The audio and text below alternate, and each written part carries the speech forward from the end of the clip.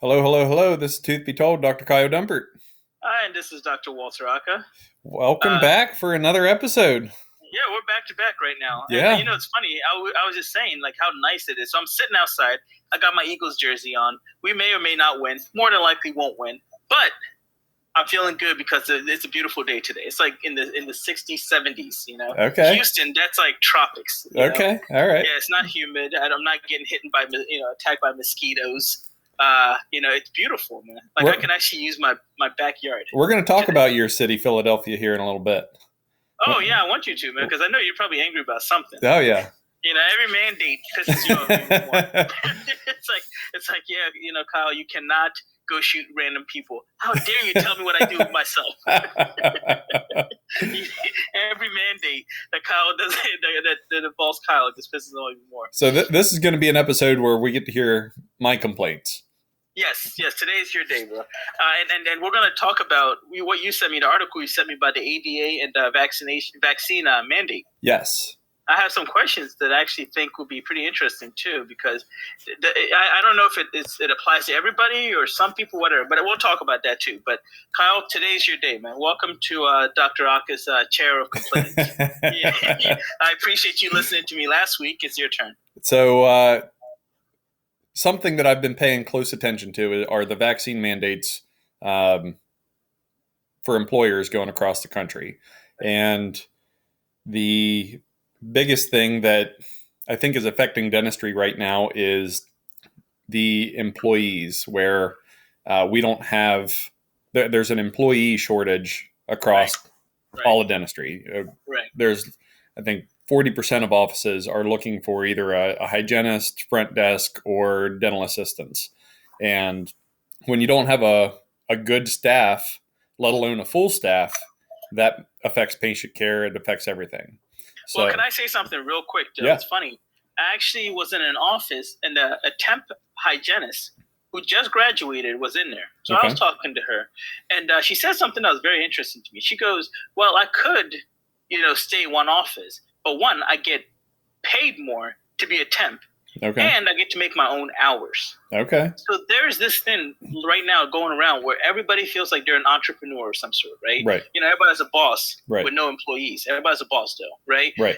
And so the thing that is crazy is everybody now sees, hey, if I can control for a lot more, then why would I need to be stuck down in one office when all these offices need me? I'll get paid more. Right. Right. So why would I say, yeah, let me go full time in this office when I can literally just dabble around, Right, and then work when I want to work? So my counter to that is, well, it's not a counter. I'm just telling you what she told me. Right. Yeah. So she's not here for you to argue with. So I think, and I started doing this for my employees last year.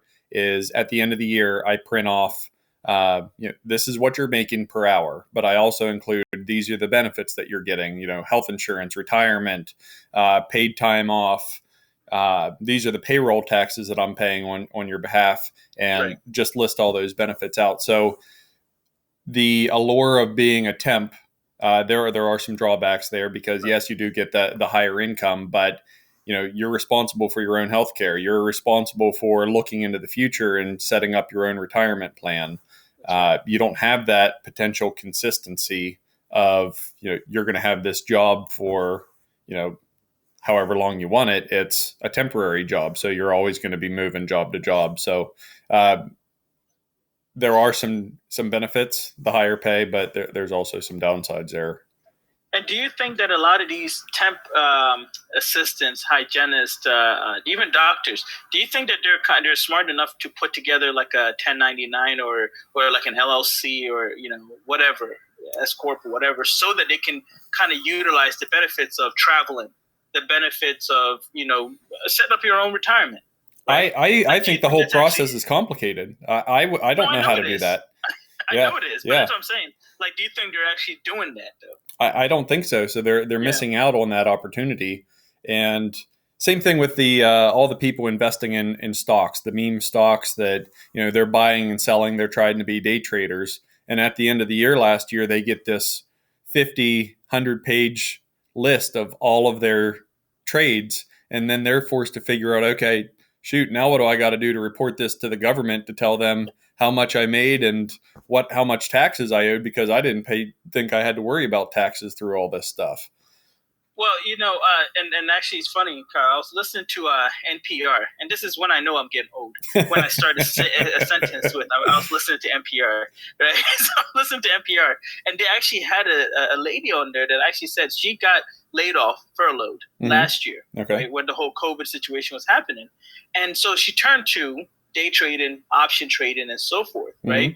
But the one thing that she never once said, she was like, "Yeah, I love meme stocks, and I've made what did she say? She said she made her paycheck. She made her paycheck in one trade or something like that." Yeah. And I said, that's awesome. Yeah. To me, like, how can you possibly be mad at somebody that does that? Right. But here's the question. It's like, one, how consistent are you? Right. How can you be that consistent? Right. Because, let's be honest. People may say, oh, I'm trading this. And anybody that is against this, please let me know. Right. Research has shown that long-term buy and hold is what basically builds wealth. Right. Most people don't build wealth off of trading. Right. There is probably one or two people that are selling books right now that tell you trading is the best way to build wealth. Right. But do they even believe that? Because I can guarantee you they probably have stocks that they've held on to for a very long time. Right.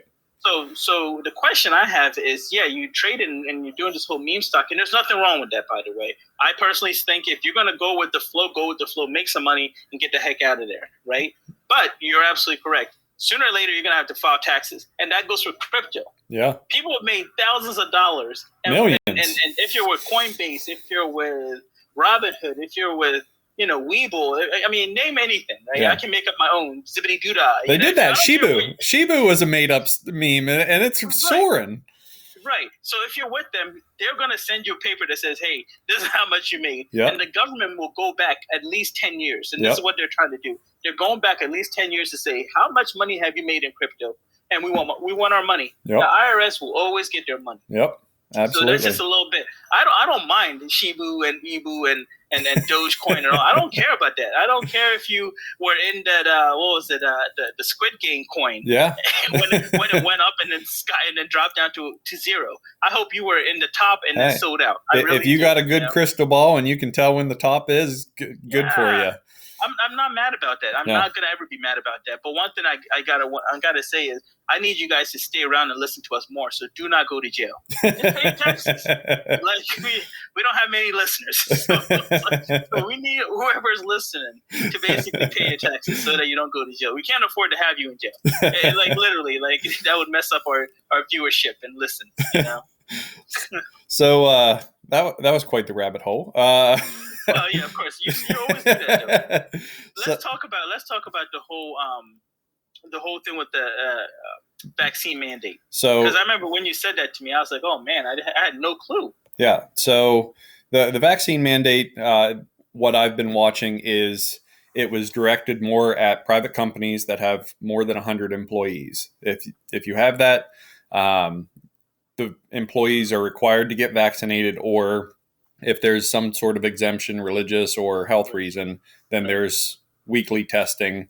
And it was a little unclear who's paying for that testing, whether the employee or the employer. But I think that's supposed to go into effect sometime in January.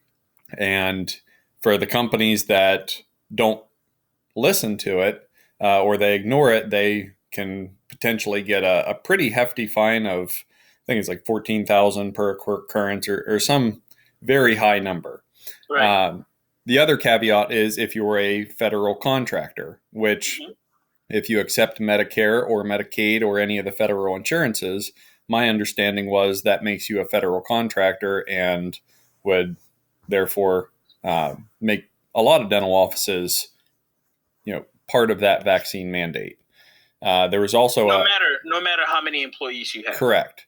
Right, you got to make sure you And I believe there's also a healthcare mandate that anybody working in healthcare had to be vaccinated. So technically, that's us again. Right. So two things that we have. Yeah.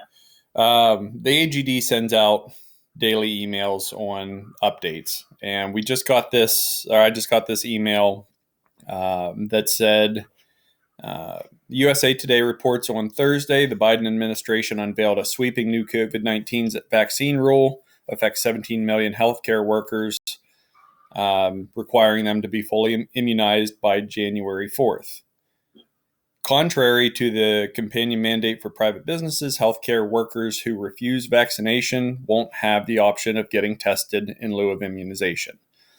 It goes on to say that the requirements this mandate applies. This mandate applies to all facilities that take payments from Medicare or Medicaid. Right. And then it goes on to say the requirements exclude dental professionals.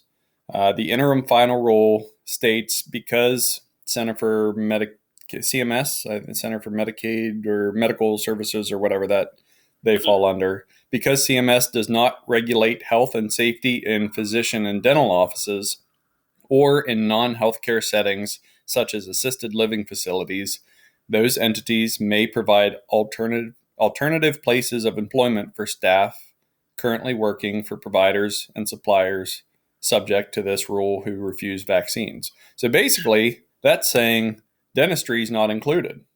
Right. Which, then the question I have is this, ready?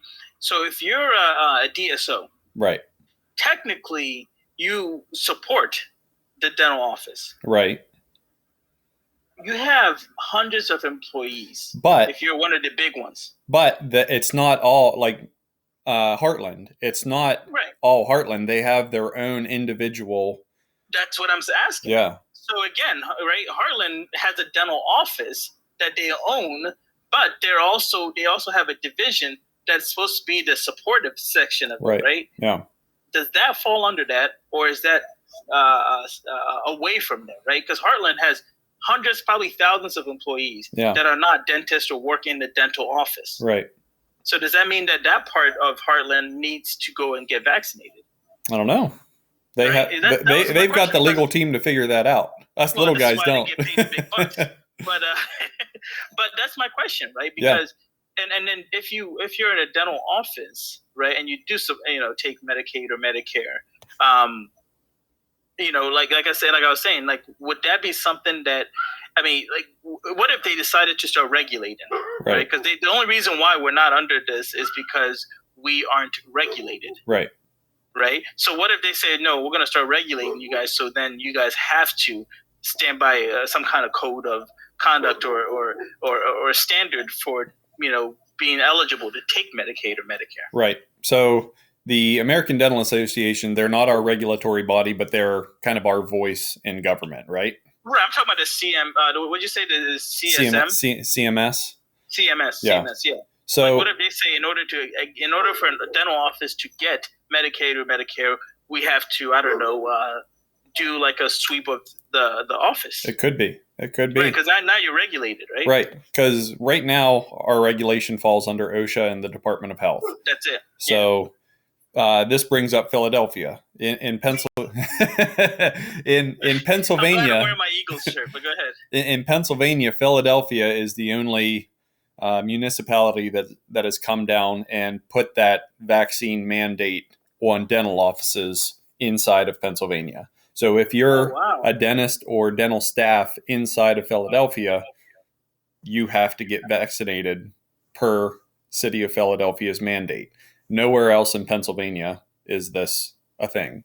Really? The American Dental Association sent out a letter to the White House on October 27th, and basically it's which made me very happy with the American Dental Association because, as we know, we don't like regulation, or I don't like regulation, but basically saying research shows COVID-19 infection rates among dentists and dental teams are very low, far lower than the infection rates for other healthcare workers such as nurses and physicians, and even lower than the general population.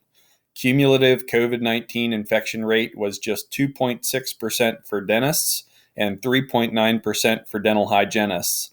And this was back in November and October of 2020 when there was no vaccine available. Let me ask you a question. Now you got me asking a question because I'm seeing something different in Texas. Okay. Right? Good old state of Texas. Yeah. Right? Where everything is bigger in Texas. Yeah. Right? So everything is bigger in Texas. That also means the infection rate is bigger in Texas. Okay, because I'm seeing a lot of offices, and I've talked to a lot of friends who are dealing with front office people coming and going because of COVID. Okay. Right, and it's like it's spiked. It's the craziest thing. I want to say, like, even before the vaccine, it wasn't that bad. And you were absolutely correct. I think everybody was like, okay, man, we're working in the dental office. We really got to take it seriously. Right. Then the vaccine came out, and I swear that's when the spike went up. Yeah. And this is just research done by myself. I mean, this is not legit research. This is not ADA approved at all. All right, this is what I noticed and talking to everybody else that I know. Right, and it's basically there's been a spike. So a lot of people, not only can we not find hygienists, assistants, and so forth, front office.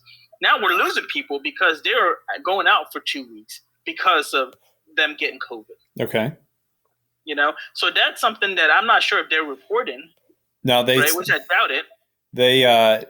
This was based on just dentists and dental hygienists, I believe. They don't have the data for assistants or front desk staff. Got you. So we're more responsible than the front office or assistants. Is what you're saying? I mean, we're trained. Oh, you're going to get some bad letters from we're trained. We're trained with infection control. I think, and it's not saying that the front desk is getting sick in the dental office. They could be out getting sick on their own and coming back to the dental office, but the letter is basically saying, we shouldn't be subject to this because we're already experiencing an employee shortage where we've proved that we're a very safe place to be, safer than the general population inside the dental office.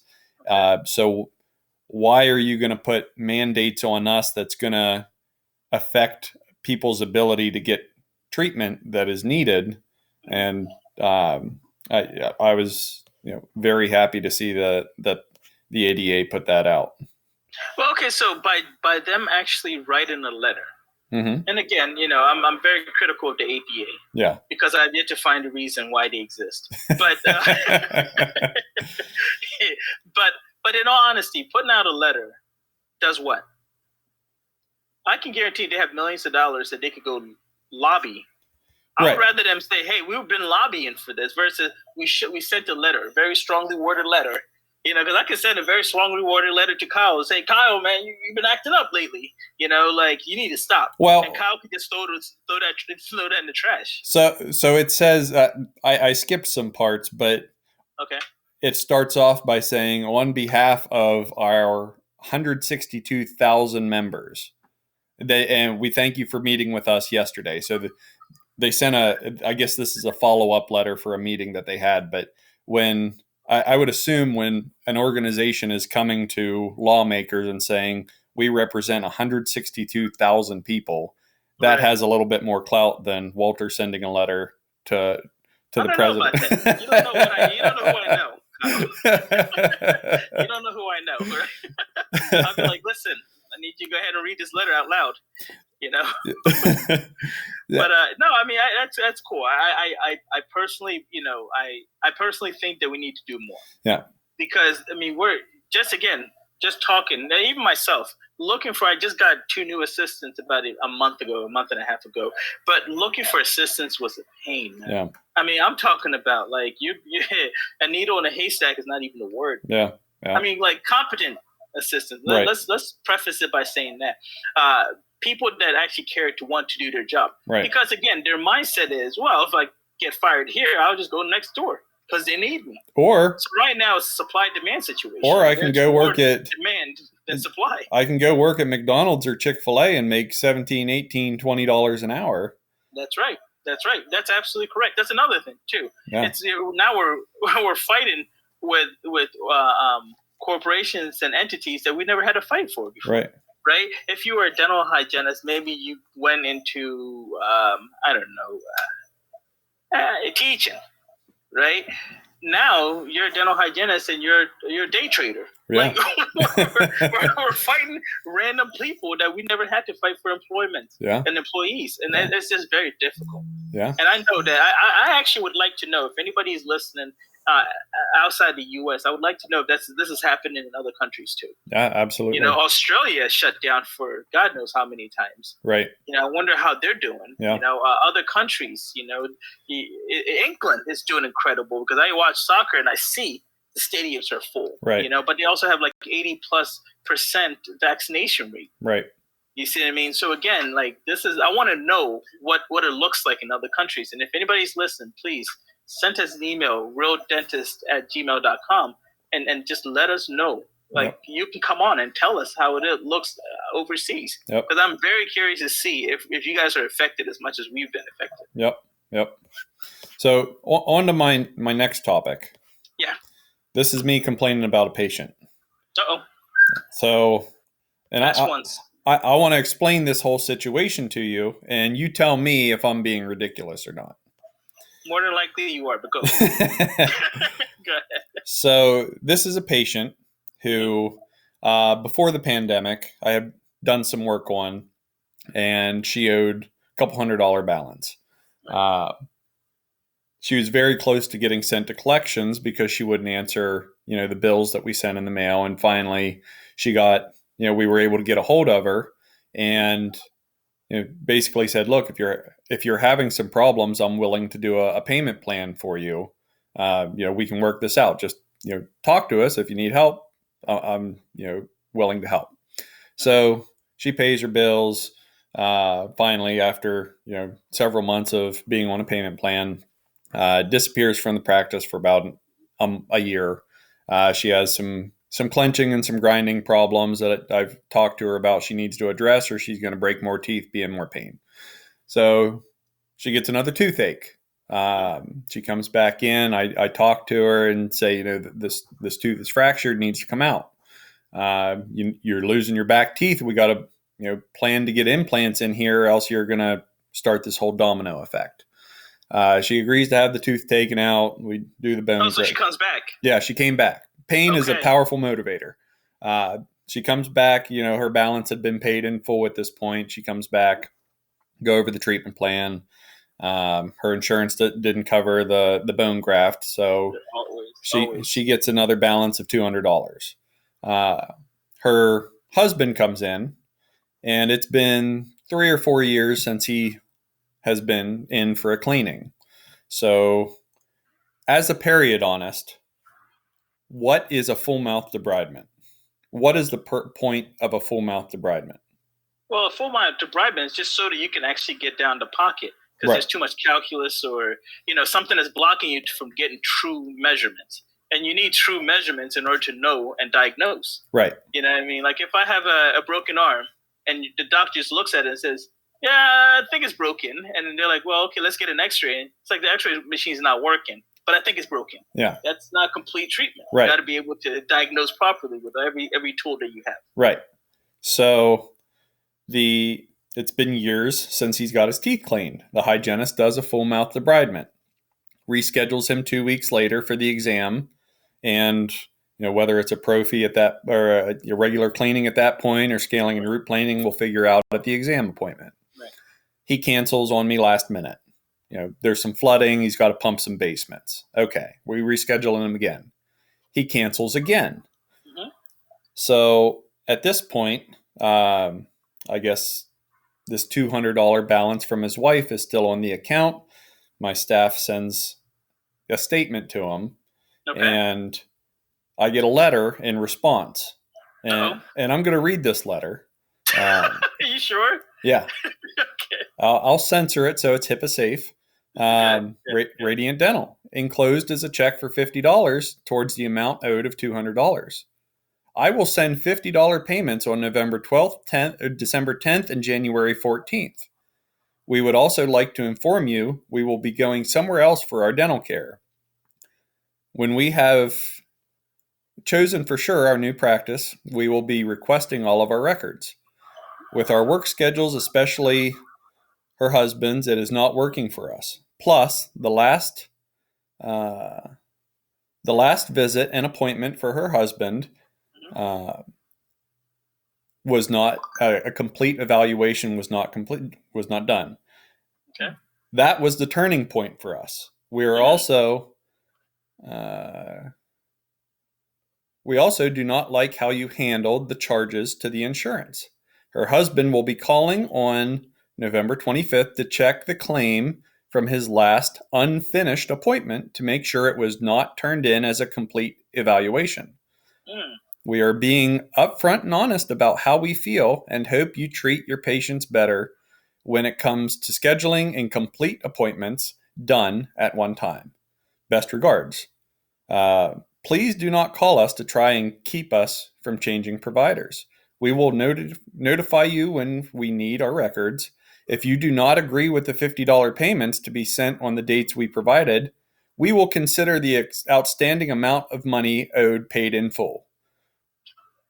So, so either you take our negotiated rates that we negotiated with ourselves, or you don't get your money. Right. So I like that. I should have done that one time. Like, how much is that? Yeah, I'm gonna give you $20. So, and if you don't like that, guess what? It's a wrap. We're keeping a house, and you still can do whatever you want. So, as much as I hate this term, I'm going to say she triggered me because she attacked my character and my saying that I treat patients terribly because I don't complete the treatment at once. She's saying these are the payment terms that I created, and if you don't like it, consider it paid in full because you're not getting any more. That's right. So I wrote her a letter back. Oh, okay. This gets better. So I explained to her, her husband was seen on this date by the hygienist due to extended period of time since the dental hygiene cleaning was completed 3 years ago. Heavy buildup on the teeth, inflamed gums, prevented doing complete exam. This is why we took the x-rays and we did a full mouth debridement. He was rescheduled 2 weeks later, given his gums time to heal so I can see and do a complete evaluation. He canceled that appointment, canceled the following one. On the statement you received, it describes what a full mouth debridement is, and it states on there to enable a comprehensive oral evaluation and diagnosis on a subsequent visit. The exam was never billed out. He failed to keep subsequent appointments for the complete evaluation and diagnosis. In addition, insurance coverage prohibits completion of a comprehensive evaluation on the day of the full mouth debridement due to the inability to accurately diagnose any problems with the teeth and gingiva that may be present. Basically everything we said. Very, very professionally worded. And then I said, on the statement, you will also clearly see payment is due upon receipt. Nowhere does it say you are free to make your own payment plan or have the total amount forgiven if I do not agree to a payment plan that you unilaterally decided on. Payment is due in full or your account will be sent to a collection agency. Right. And then it goes into, you got 30 days of emergency care. I agree you should go to see somebody else because there's been a breakdown in the doctor-patient trust relationship and you need that moving forward. Well, okay, Kyle, let's kind of break this down, right? First off, the question we always have to ask ourselves is this worth it? Correct. Right. Because this lady or person, right? I don't want to say just lady because we got all kinds of, pronouns now. So this, they, it, that, them, he, she, question mark, whatever it may be, has the ability to do what? Go online and give you a bad rating. That's true. Yes. This bad rating could affect you more than $200. It could. Yes. Right. Second, very well put letter to them. I can guarantee you they didn't read all that. Well, they did, because I got another response that I'm going to read. Oh, the saga continues. So, the saga continues. As a little history, I live in a small town.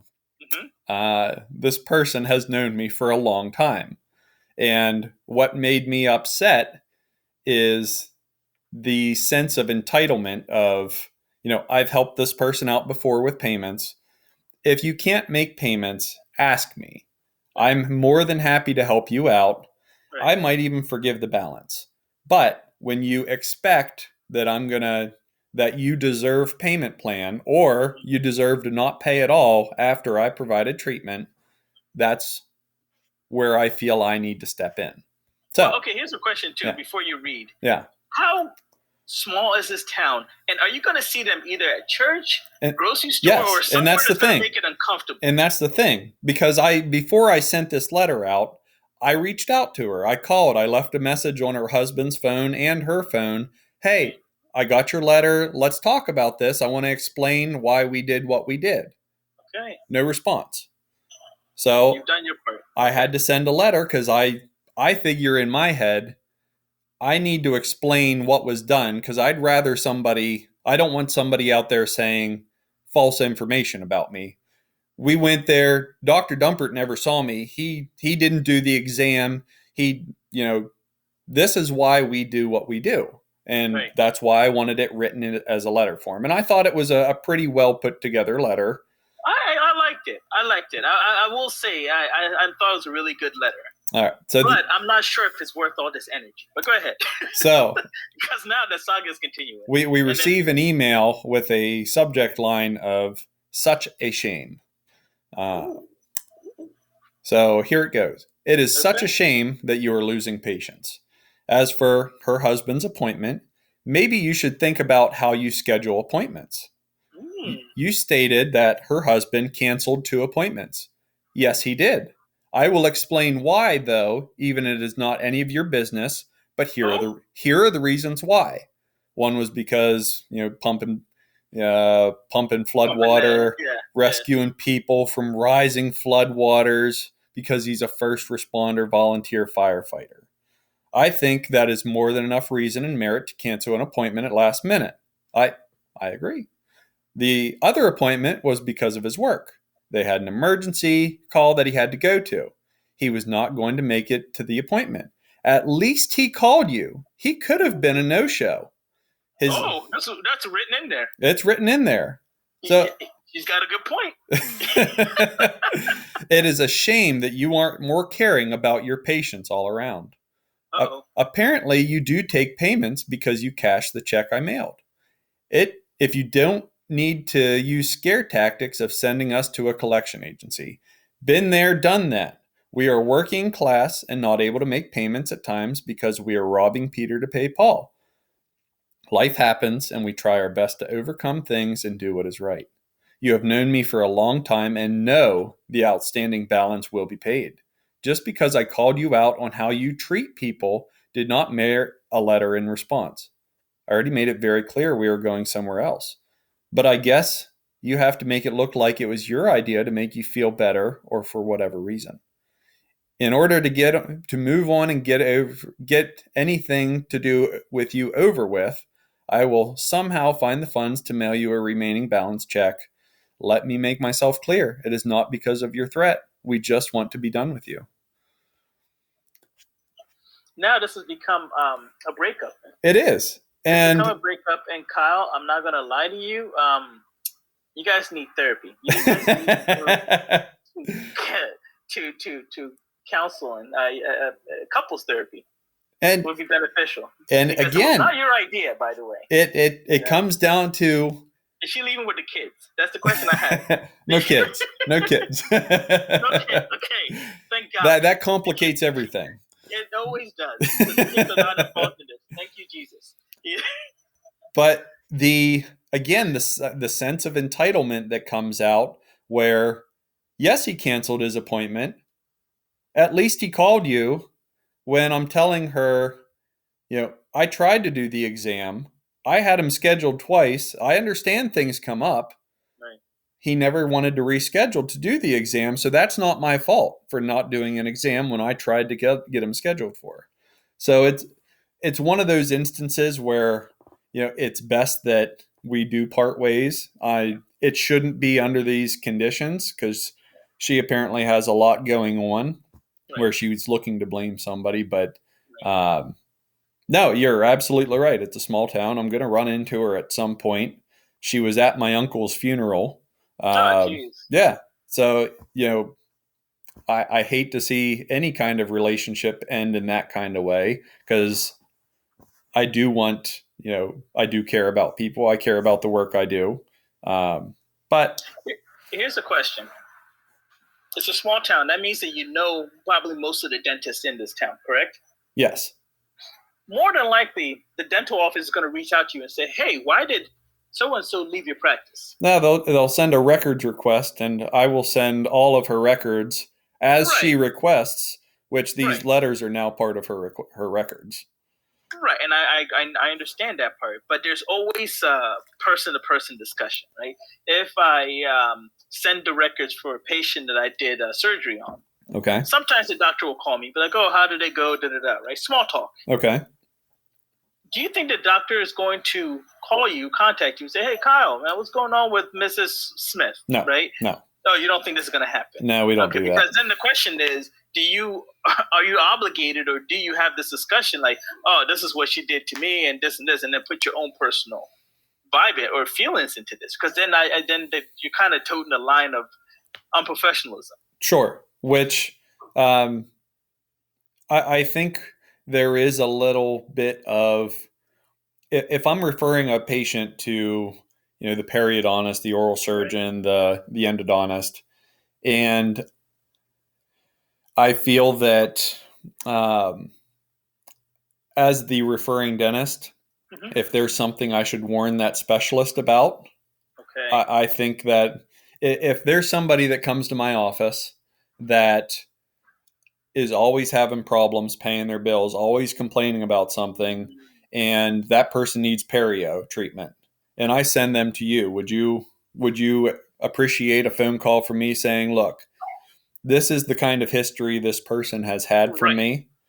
Right, and I listen. I absolutely do. But the question I have is this breaching some kind of ethical line, right? To basically like tell another provider, "Hey, this person has been this, this, and this, so look out for that," right? Are we doing something wrong? Because I've done that where I've been like, "Hey, by the way, she really freaked out on us about this, this, and this, and I'm not seeing it because of this, this, and this." Right. Or hey, listen, this this person cursed out my front office, and I need you to understand that that's not cool, and this, right? Right. Is there something that says that we should not do that? I guess is my question.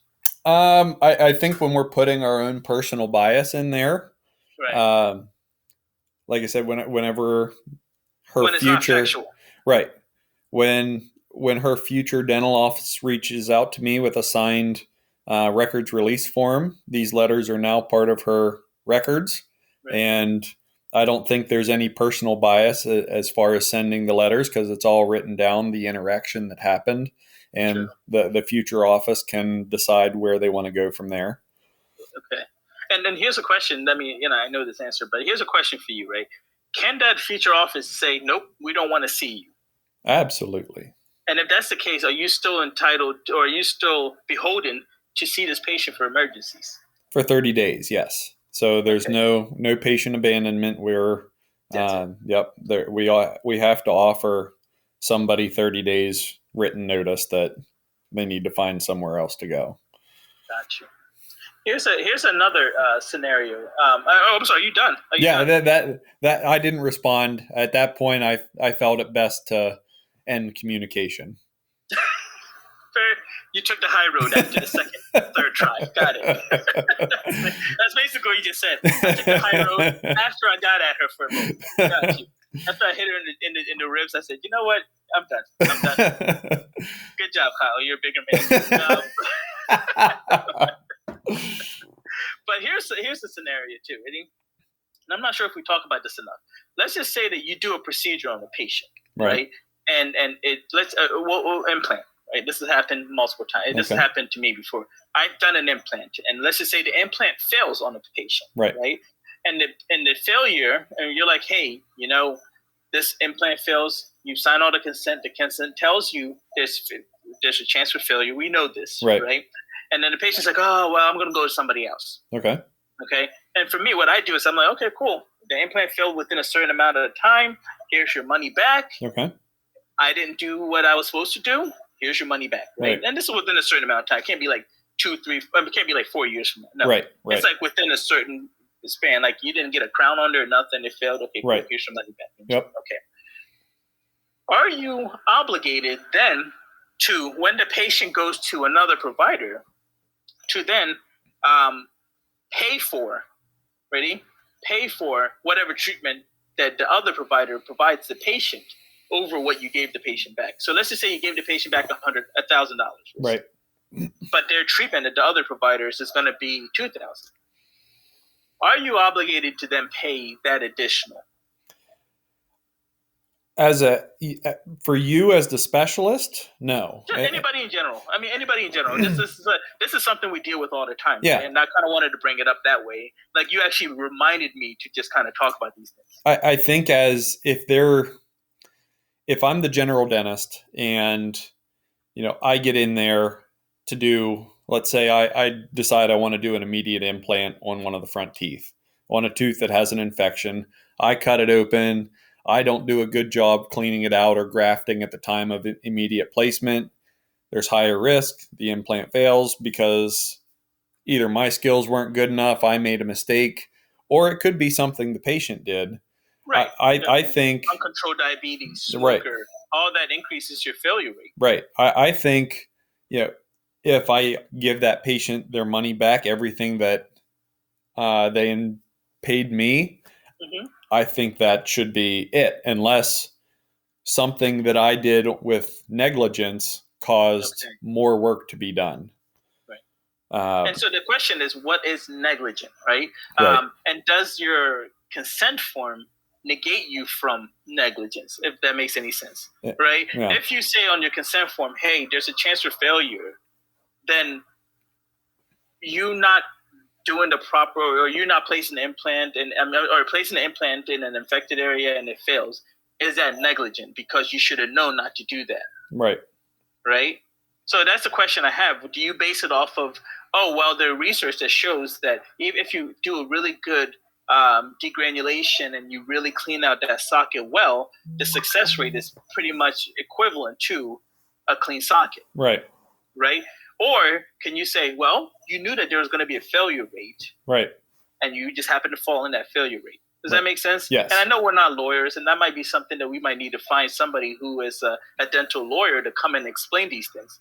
But I think that's a legitimate discussion. Yeah, I think that comes down to the relationship between the dentist and the patient. And if there's good communication between these are the risks of what can happen, and the patient is very accepting of those risks and understands, dentists and anybody in the medical profession, for the most part, I think are ethical people and really want to help the person. Plus, the implant companies are very good about, with implants being our example, they're very willing to, the implant failed, let's replace it, let's cover the lab fee, whatever. Because this just happened to me. The patient had an immediate implant placed by the oral surgeon. He's a very well-known national speaker surgeon. And I went to put the implant crown on. He had torque tested it, sent it to me. I got the crown made. I went to torque the abutment down, and the implant spun and backed right out of the socket. And, the patient's first question after explaining what happened, am I going to have to pay for this? And I said, no, we'll take care of it because, this is none of your fault. And that is, I think there's a difference between us with medical or with dental versus medical, because when a hip fails, I don't know, or a knee fails and the person has to go in for multiple surgeries. I think the insurance companies are the one footing the bill for that, for multiple surgeries, where dentistry is, you get your $1,000 to spend a year and that's it. So there's more pressure on us we want to make that patient happy. We want to see our work last a long time. Well, we can't say that doctors, MDs, DOs don't want to make their patients happy. Right. So we got to be careful. Right. Yeah. No, they absolutely do. Also, I need you to calm down, Kyle. They have a little bit more buffer because most of that expense is covered by medical insurance, where dental doesn't cover that much. Got you. Yeah. No, you're very true. Well, but the question again I ask is, and this might span within, right? And there's two parts to this, actually. One, if, let's just say your implant fails, Kyle, I know it's the other way around, and they went to the oral surgeon, and your implant failed, should you cover any additional outstanding outcome, right? So if you charge the patient $1,000 and the oral surgeon says, no, it's going to take me 2,000 to repair this, Right. should you pay the other 1,000? I think so. Okay.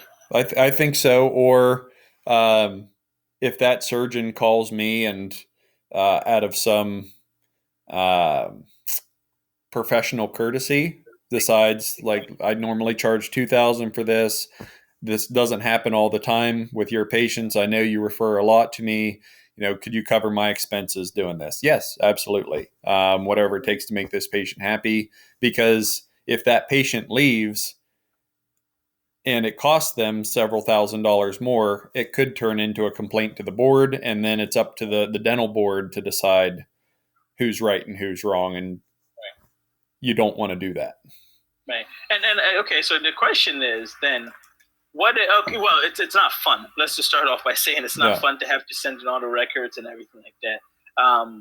But do you think that starts, and again, I'm playing devil's advocate here, because I do truly believe that just, most people are very reasonable. Right. But do you think that then it starts a cascading effect of, oh, well, he paid for this, so if anything happens, he's going to just keep paying for it. So, oh, well, this filling didn't work out, so I'm going to go somewhere else, and I'm going to get them to do the work. It could. Right? Oh, now I want a crown because this filling didn't work out. Now I want a crown. It could. So you're going to pay for the crown. It could. And I think that's where your liability insurance comes into play before you offer any kind of refund or paying for somebody's service. That's why we pay liability insurance. You reach out to them, and if they draft up some kind of document saying, yes, we'll cover the treatment for this, but these are the legal talk to, this is a one-time thing and it's not going to. But you're right. It could set a precedent where that patient thinks, well, I could use this to, pay for my other care. Right, go get like veneers everywhere now. Have my whole, because he did one filling, I need veneers now. I had a patient come in that went to an all-you-can-eat buffet, and they bit down on something that was hard in their food, broke a tooth, and they came to my office and they said, no, I don't have to pay for this. The restaurant has insurance. They said they're going to cover fixing my broken tooth because this hard thing was in my food. And you look at their mouth and there's cavities everywhere.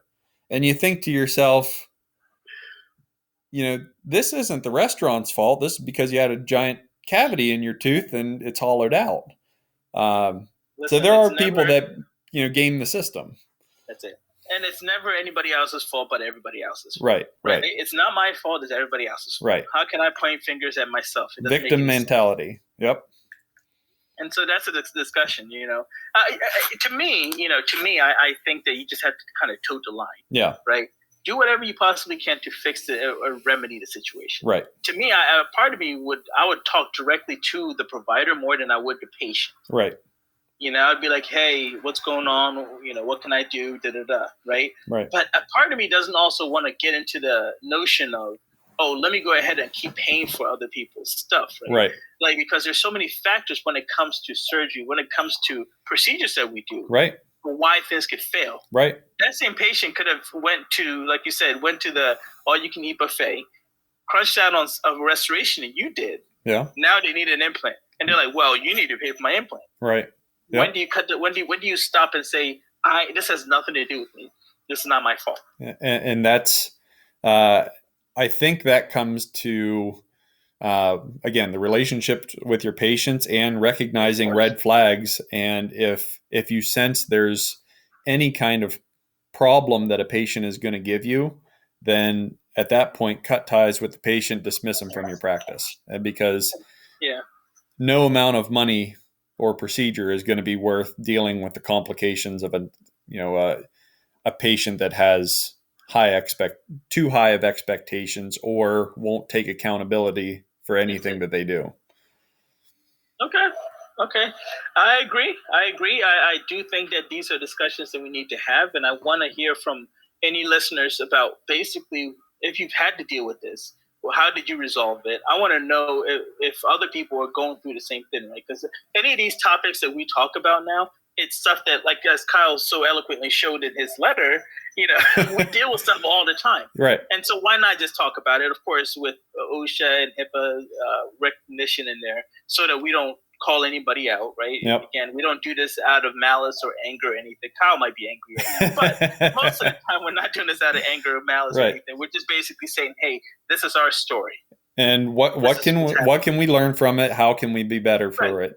And if you think we're wrong, if you think I'm just being a rich dentist that should have forgiven that balance and told the patient, the customer's always right, let us know. We want to hear criticisms. We want to hear if you agree or disagree. Here's something that I learned. I remember when I worked at Home Depot. I used to work at Home Depot. Okay. All right. I also used to work at Kmart. Most people don't know what Kmart is, but I used to work at Kmart. We know Kmart. Blue Light Special. Thank you. So I used to work at Kmart, and I started in the front. Okay. And at Kmart, you could return mostly anything. Right. People would return a lot of stuff. And sometimes we were like, that's not even ours. Right. Okay. But the difference between Kmart and Home Depot was at Home Depot, you can literally return anything. Okay. And they would take it back. Why? Because they felt like if they were just, hey, let's just please the customer. Right. Then by us taking something that might not even be ours. And again, I want to preface it by saying this policy might have changed. Right. But when I worked there, we were basically accepting anything. Patients, customers might come and be like, "Oh, I bought this here." Yeah. And clearly you don't even sell this in this store. Right. But you would take it and then give them store credit because then they might buy more things there. Right. Yep. So it's kind of like a gamble to say, well, if we treat you well and we took something that doesn't even belong to us, you might actually spend more. Right. Yep.